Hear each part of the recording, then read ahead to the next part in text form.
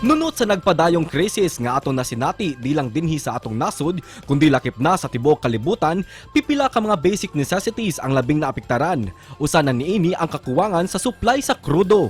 Dayag ang nahimong epekto niini ilabi na sa inanay nga pagsaka sa bayronon sa mga panaliton, plitihan, ilabi na sa electricity bill. Ang maong epekto daw gikonsiderar nga domino effect ngadto sa mga katawhan ilabi na sa mga negosyante. Mao kini ang gustong klaruhon sa buhatan sa Philippine Chamber of Commerce and Industry, Tacloban Leyte Incorporated, aron masabtan sa publiko ang ilang bahin kalabot niini.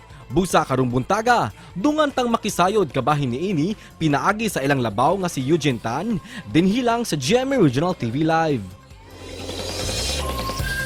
Kapuso karong buntaga hisgutan nato kining increase kuno sa presyo sa kuryente diha sa atong kaigsuonan sa Eastern Visayas sa Tacloban City o sa mga ubang bahin sa Leyte Province. Mga kapuso, dunay baruganan nga gipagawas ang kahugpungan sa mga negosyante kabahin niini ug ato sila mahinabi karong buntaga pangayoon nato sa ilang side ning maong issue. Makauban ta karong buntaga presidente mga kapuso sa Philippine Chamber of Commerce and Industry Tacloban Leyte Chapter si Sir Eugene Tan.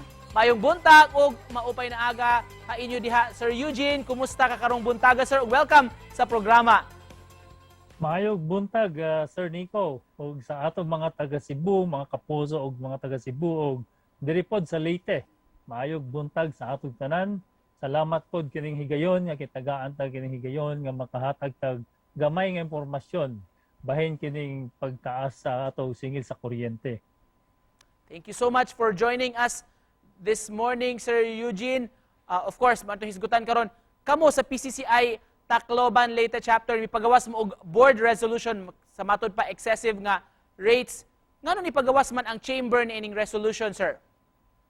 Well, first of all, kining kuryente nato daghamang gud ning apektado sa tanan, no, dili lang sa negosyante kung upod ang atong mga konsumidor nga mga gamay gihapon. So basically, aside from sa consumers, kining mga factories, no, included ni, no. So when in fact we don't have much factories here manufacturing in Region 8. But all the while, mostly ang economic activity diri sa ato is more on the trading side. Among the fears that you have expressed, Sir Eugene, impact nitong power rate increase, of course, prices din ng mga commodities natin. What scenarios are we seeing once fully implement na ito ang increase, Sir Eugene? Well, actually we don't know, no, kung hangtod kutob sa no ang increase kining power, no. But I think this is probably, if I will say it as a perennial problem, probably that we need to really come up with a solution for this. Briefly, Sir Eugene, what specific amendment or unsa nga portion sa IPIRA ang gikinahanglan nga ma-revise or ma-amend nato?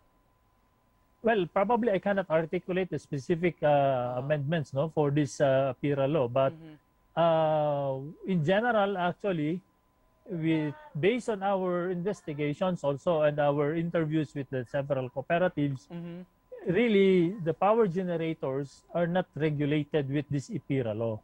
So I think, I think it is about time, it's high time, I think, that we also need to come up with these amendments for this, revisit probably, para win-win for everybody, no? And then body that could probably monitor, no, this IPIRA law. Speaking of ERC, Sir Eugene, sa inyong mga proposal for revisions, unsa ang mahimong role sa Energy Regulatory Commission o unsa may pamaagi kaha sir nga ma-regulate yun nila ni ang increase?